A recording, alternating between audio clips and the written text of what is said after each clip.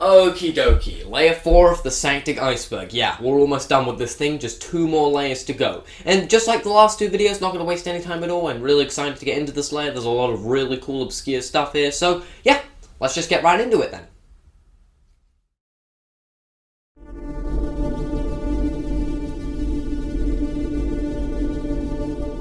Boss Rush is connected. As most of you probably know by now, the locations within Boss Rush mode in SAKTK are believed to be set in completely different places from Area 51. I mean, it's not difficult to see why you fight each boss in an area that doesn't exist in any other mode.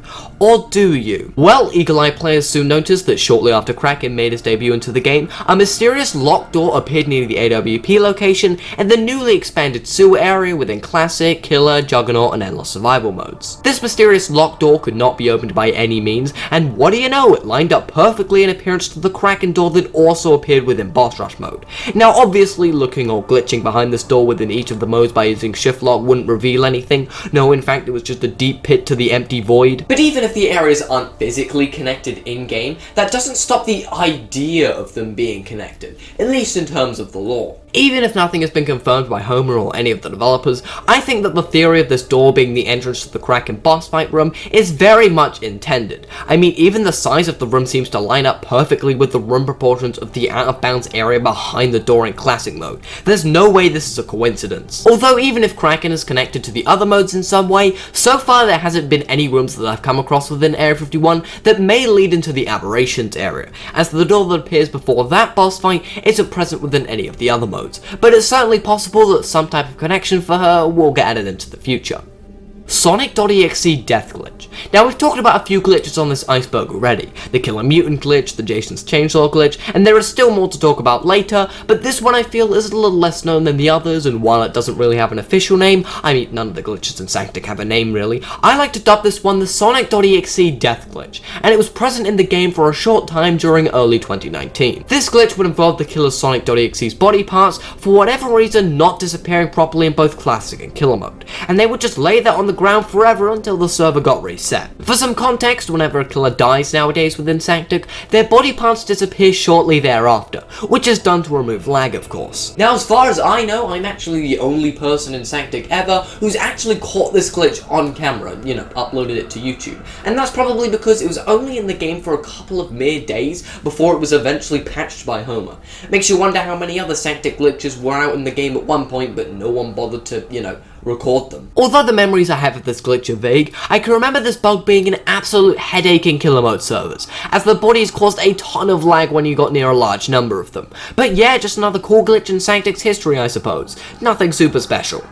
Beneath the Surface 2. So earlier on the iceberg I mentioned Beneath the Surface, an old Roblox Area 51 story game that was developed and worked on by Homer Mafia 1. But did you know there was actually a planned sequel to the game that was in development after the success of the original? And well, long story short, the game was never finished. Basically what I think happened is that Homer left the Area 51 group sometime while the game was still being worked on, and the project simply could not be finished, as the game's description itself states that they are quote-unquote looking for developers to finish it. And yeah, the place itself hasn't been updated since 2019, so I doubt the game will be finished anytime soon, if ever. However, if you do want to go play it, you can buy quote-unquote early access to the game, although I would strongly discourage it as Beneath the Surface 2 is very much broken, and you'll just be stuck in a looping hell of falling into the void forever. So yeah, don't bother wasting your Robux, I guess.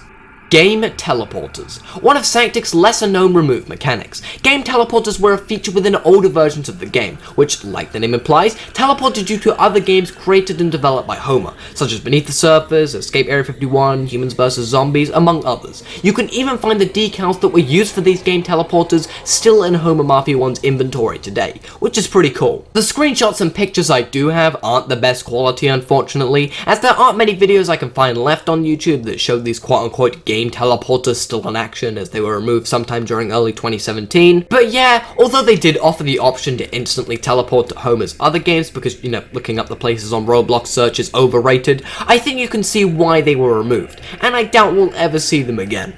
Survive Among Us in Area 51. No, this isn't a joke entry or anything. This is actually talking about another Area 51 fan game not made by Homer Mafia 1, known as Survive Among Us in Area 51. A lesser known fan game, I'd assume, as it being on the 4th layer and all. But why is this game so low on the iceberg? Well, let's just say that the thing that sets this game apart from other Area 51 games is the fact that this one completely stole SAKTK's map. No, I'm not joking. And I'm not talking about the underground base map. No, I mean they completely ripped the official SAKTK map by Homer Mafia 1. Well, an older version of it anyway.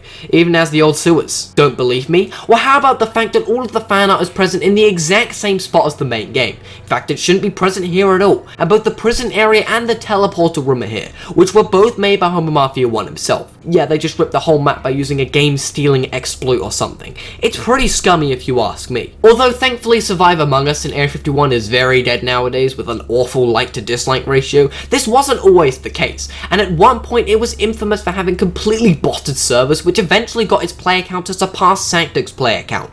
Yeah, not joking, that's pretty bad. Similar incidents to this have happened in the past as well, such as Mr. Not So Heroes Area 51, in which the developer stole many SAKTK rooms and locations to add to his own custom Area 51 map, without the proper credit. Although after I did make a video on the game calling the developer out and it kind of blew up, this has since been changed and the Area 51 game has since been replaced with whatever this mess is. But yeah, you can still play Survive Among Us in Area 51 if you really want to. It's still up on Roblox, but yeah, would not recommend it. It's pretty awful. Let's just move on. Declining the Vicious Wraith.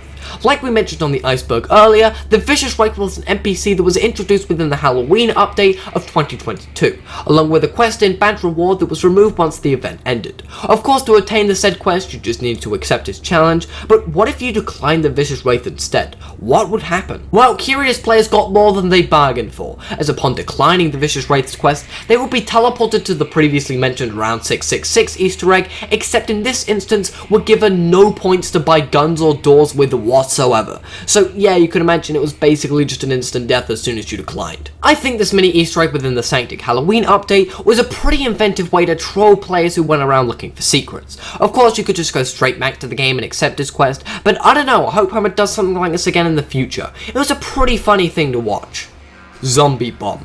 The Zombie Bomb is an old, and I mean very old, experimental item that was added and then shortly removed from SAKTK sometime in late 2015 or early 2016. In fact, it was believed to only be in the game for a couple of days before it was never seen again. It's funny because the SAKTK community only really found out about the Zombie Bomb through the loading screen trivia text, which were added by Homer himself a whole 6 years after the item was removed from the game. When the SAKTK community eventually asked Homer himself about the removal of the item, he then confirmed that this is what the Zombie Bomb originally looked like in-game, and that it could be found in a secret area somewhere, probably by my guess somewhere in the radioactive area, as that's where zombies spawn in the main game and you know, zombies, Zombie Bomb, it makes sense. Homer has also stated that he recalls a video uploaded to YouTube once that shows a person getting and finding the Zombie Bomb. However, I, among many others, have looked and we can't find anything, so it's a safe bet to assume the video in question has long since been deleted. However, as most of you probably know by now, the Zombie Bomb was actually re-added into the game very recently. Well, kind of. It's in fact not a weapon that you can find around the map, but one of Captain Zombie's abilities, where he's able to throw a zombie bomb which causes zombies' hands to rise from the ground, which are able to trap players. It's actually a really cool ability. According to Homer Mafia 1 himself, this is actually how the Zombie Bomb originally functioned within the game, you know, when it was still an item. Apart from the hands actually grabbing onto the players and like keeping them in one spot, that wasn't a thing for some reason, and you know, the Zombie Bomb killed killers, not players. But yeah, the Zombie Bomb is back in the game today, in some capacity at least, after almost a decade of being absent from SAKTK. And now you know the story of it too, from a removed weapon to a killer ability. Quite the life cycle, I must say. Smiley Face in Aberration Room. During the Aberration boss fight, if Aberration manages to grab you via one of her many different attacks, she'll briefly take you to a small, blurry, mysterious room with a purple haze to it.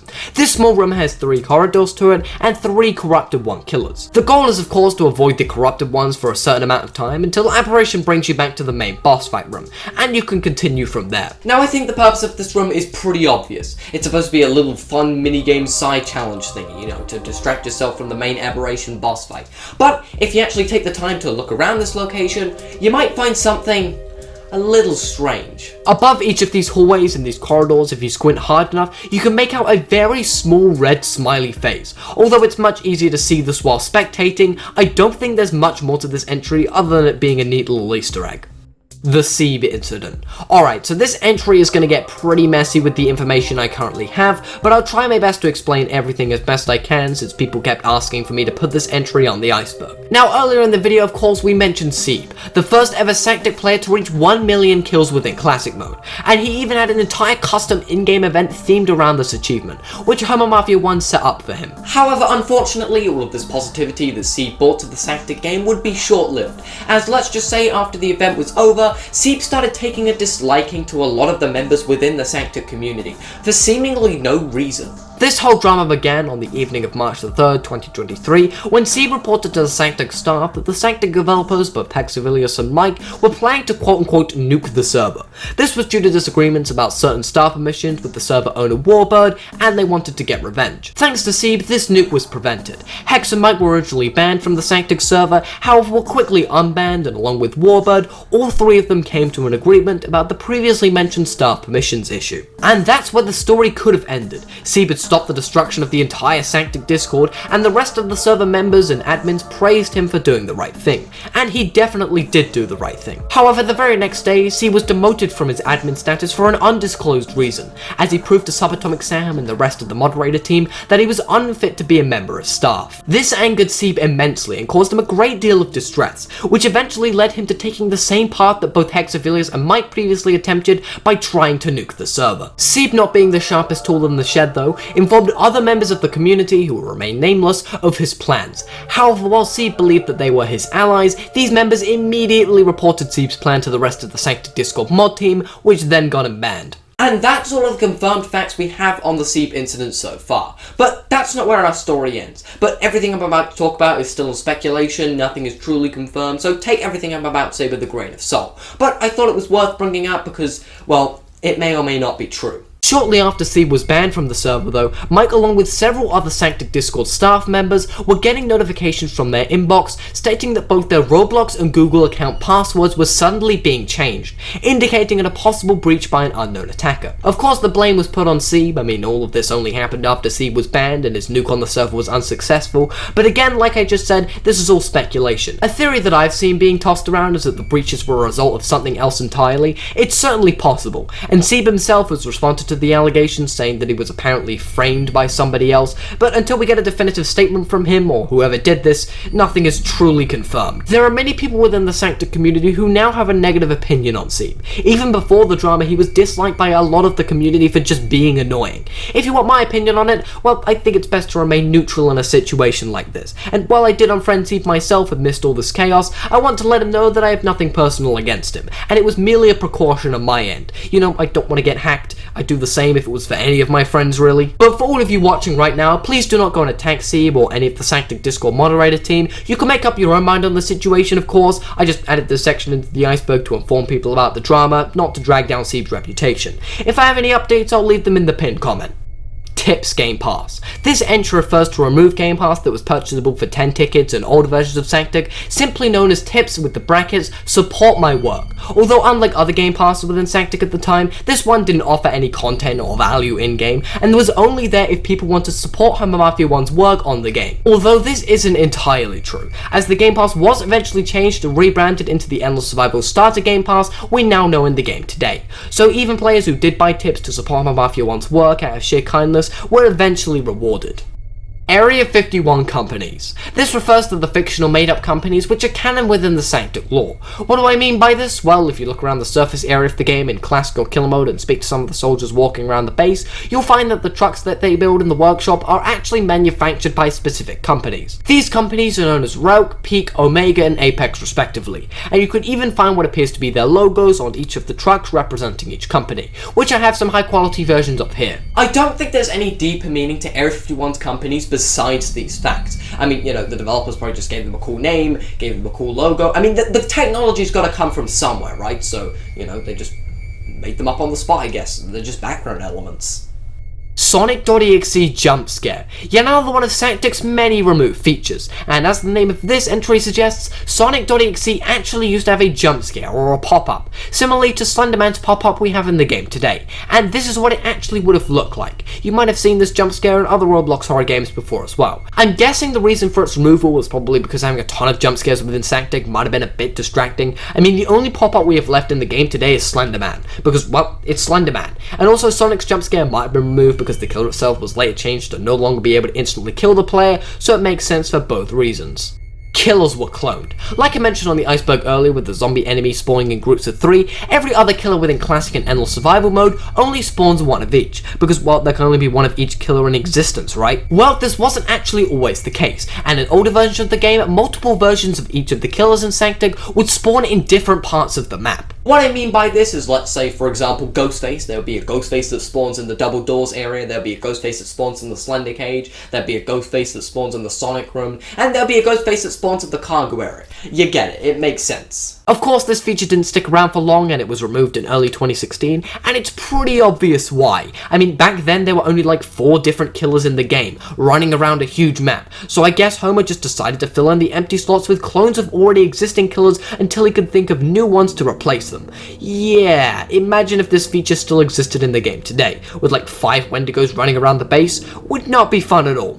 Adam. A lot of people don't know this, but HummerMafia1 actually has a YouTube channel, simply known as HummerMafia1. It's linked on his Roblox profile, and at the time of recording only has 1 video available to watch. But what you may not know is that HummerMafia1 actually had a much older YouTube channel before his current one, known as Adam.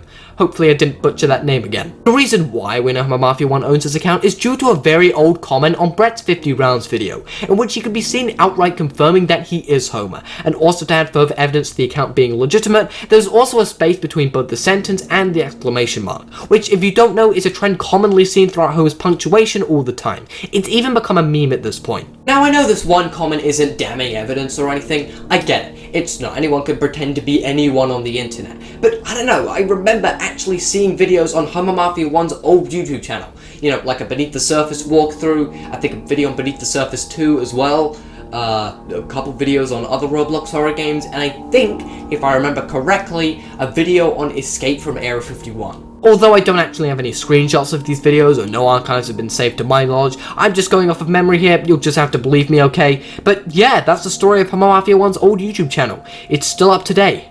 I wonder if he still has access to it. Aberration in Juggernaut mode. Again, as I mentioned on the iceberg earlier, Aberration used to be a normal killer within classic mode, at least within test servers for a short time. But what about killer mode in Juggernaut mode? Was she actually playable? Well, yeah, you could actually play as Aberration within killer mode. Of course, she was just a heavily nerfed version of Aberration we have in Boss Rush today, only having the ability to drag people into the previously mentioned corrupted one hallway. But what about in Juggernaut mode? Well, here's where things get a bit complicated, as at around the same time Aberration and her area were going to be added into the main game as their own update, I guess, Juggernaut mode was also going to be added into the main game at the same time, so you can imagine there was a bit of conflict between the two. So in order to test both, Homer held an event on the SAKTK test servers and opened Juggernaut up to the public. Now keep in mind that Juggernaut mode back then had a reputation of being extremely laggy, and it was even removed from the game for months entirely at one point because it was so unplayable. And you can imagine that Aberration being added to the mode didn't do it any favours, as whenever someone played as Aberration or picked her as a Juggernaut through killer choice, more often than not they get kicked from the game instantly due to the immense lag. Now I couldn't actually find any videos of anyone using Aberration in Juggernaut mode, but I do have a couple of screenshots that I've been able to recover from that testing session, and I just generally think Aberration not functioning properly within Juggernaut mode was another reason why she was repurposed as the boss we now know today. Under construction sign. The under construction sign refers to another of SAKTK's, you guessed it, removed features, although this one is a little less obscure. Basically, the under construction sign was a temporary sign placed above the computer room area that we have today, which basically let players know that the area was being built, I guess. The door that was supposed to lead into the computer room area and that was below the construction sign could not be opened by any players at all, and it makes sense for why this sign was here. I mean, this was before SAKTK test servers existed, so I guess Homer just added things to the main game whenever he chose. I mean, the only mode that was in SAKTK back then was classic mode, and it wasn't even called classic mode, it was just SAKTK So, you know, it makes sense for why this sign existed in the first place. Although, as an added bonus, through a quick Roblox Marketplace search, I was actually able to find the original source under construction sign image, and believe it or not, it's actually a decal that was uploaded all the way back in 2009, way before SAKTK even existed, so that's pretty cool. The first SAKTK video is lost. This entry is exactly as it says. Simply put, the first SAKTK video that was ever published to YouTube is currently missing. However, the first SAKTK video that's still up is a SAKTK video known as Rage, Roblox SAKTK published all the way back on November 29th, 2015. We know that an older video of SAKTK had to have existed at one point, due to information from Homer himself noting on several occasions that the lost video was created sometime around the 18th of November, but he's checked and can't find it anymore. Probably because it's deleted. It's possible that Homer could have been referring to the long lost zombie bomb video that I mentioned earlier, although I doubt it. Rather, it's a separate piece of SAKTK lost media. But yeah, the first SAKTK video is currently missing, at least for right now, and no archives have been found, and I doubt we'll ever see it for our own eyes.